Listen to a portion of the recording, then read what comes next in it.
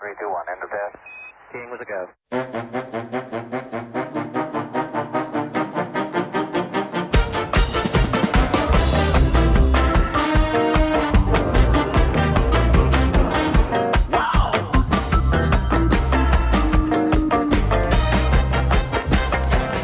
Well, hello there, and welcome to another edition of Warbird Wednesday. My name is Fred Bell. I am the Vice Chairman of the Palm Springs Air Museum, and today we bring you the froth of the sea with another seaplane video that we're working through. We're working down the old seaplane alley here. Now, this one today is, we talked about the Kawanishi, we've talked about the BV-222. The short Sunderland, was one of the best flying boats of the war, and I know I said the Kawanishi was regarded as one of the best. This one is right up there, incredibly dangerous. It could defend itself on patrol missions. It was the real deal, the short Sunderland. Now, there were many marks of this aircraft. We're not going to go down every mark. That some of them were transports, some of them were more attack aircraft. But first, my Outwean assistant, I don't even know that I got that one right. I have no idea. This is another holiday hat, but a turnip? I have no idea what this is. I really don't. We're going to toss it off camera to the Kevin. Oh, nice catch there. Now, the Sunderland, and this is not a Sunderland, but this again is designed to just basically fill my hands. I'll throw it up. Greg can throw up a plan view of the Sunderland. This aircraft was first flown in 1937. It is in a long design chain and line of these flying boats by the company that built it. It was introduced in 1938. It was retired in 1959. So it had a very long lifespan. There were 700. This is one of the highest build rates, 749 built, and it was in production from 1938 to 1946. As I said, it's widely regarded as one of the most powerful aircraft of its type of the war. In 1940, it was one of the first flying boats to get a U-boat kill, and that underscores it had switched over to depth charges, and they were learning how. Remember, we were reading Germany's mail with the code intercepts, and so we had a good idea where German U-boats were going to be, and both on the Japanese side and the German side, the British and the Americans were hard at work trying to read German code. So in many cases, these U-boat sinkings, especially later in the war, as they got better and better at it, these U-boat sinkings were not an accident. We had aircraft or anti-submarine warfare ships waiting for these U-boats. Not only was it a great attack aircraft, attack plane, it was also big and could be used to carry many passengers. It was involved in the evacuation of Crete to much effect, and it in that case had to fight its way out of there. It had Bristol Pegasus Mark 22 engines on it, extremely powerful radial engines. The Germans, in response to this aircraft, upgunned the U-boats. In other words, this wasn't a small airplane. Greg can throw up some images of it moving around. On one of our comments, somebody looked at one of those, I think it was the Coronado, and said it's like flying a 3-story building. They were big. They were bulky, and the U-boats upgunned their defensive armament as the war went on to take on a lot of these anti-submarine warfare aircraft, many times to their detriment. U-boats were just not set up to fight it out on the surface. One could argue that that was not a great strategy.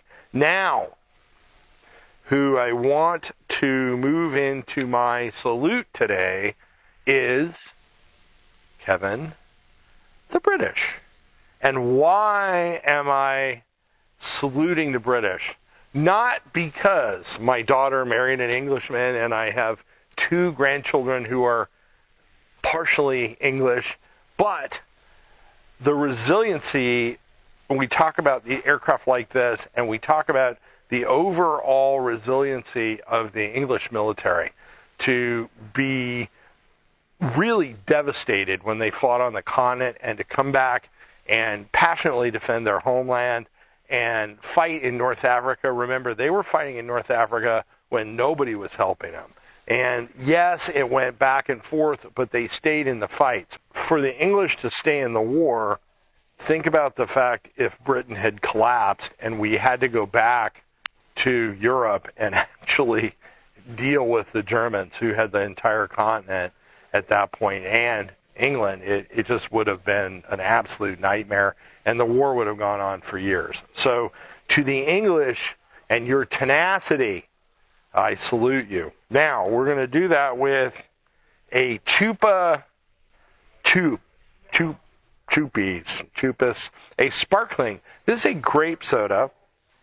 The last one you gave me had some sort of germinated spores in it, which I have to think maybe I'm actually growing some sort of parasite. But this one, we're going to salute the English with it. 170 calories, so fairly consistent with most everything you're giving me. I don't see a California Redemption certificate on this, so this one might be a little dicey. Here we go. To the English. Now, this is not bad. Kevin, you redeemed yourself, and I'm washing the spores away. I could drink that whole thing. That's actually pretty good. So this aircraft fought tooth and nail. Not only did it fight fighters, but there is one story where it ran up against 8 Ju-88Cs in combat, which are essentially a German kind of fighter bomber, right, during the war. At least 3 of them, it shot down at least 3 of them and fought them off.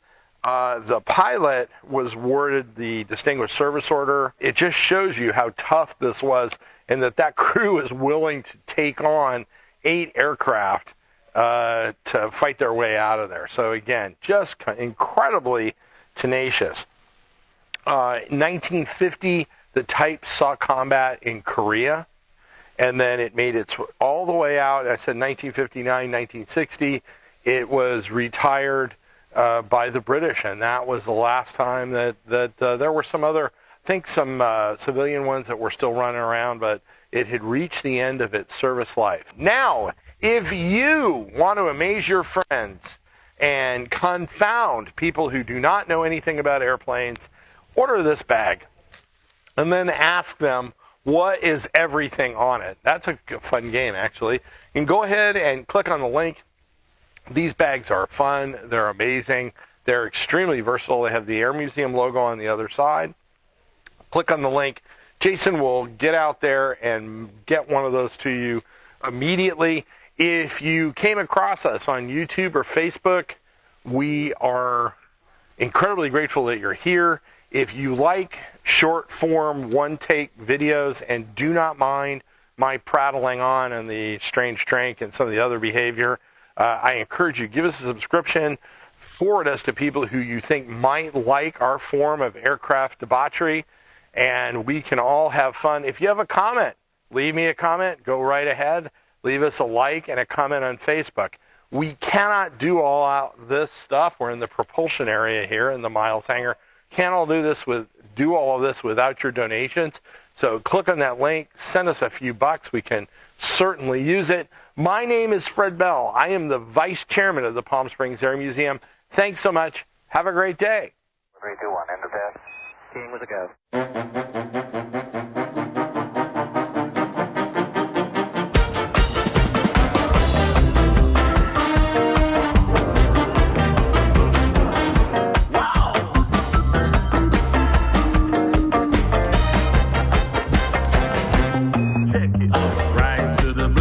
Day, all my fears have gone away. I guess this means I'm here to stay. Yeah, I'm ready to fly, ready to fly.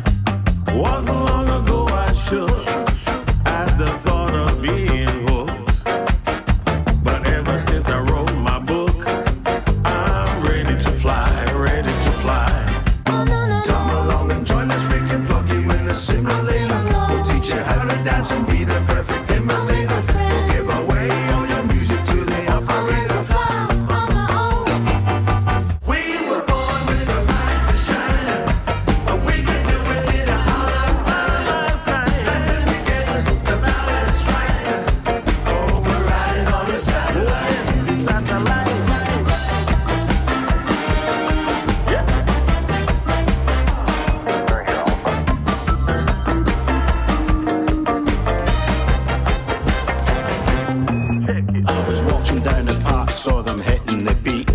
The sound that emanated, it was really sweet. Told them of a shy young man bitten twice, and gave a little old school good advice. Pretending's not the thing, got to be yourself. Honesty, integrity, happiness and health. Bending to the needs of others ain't the way.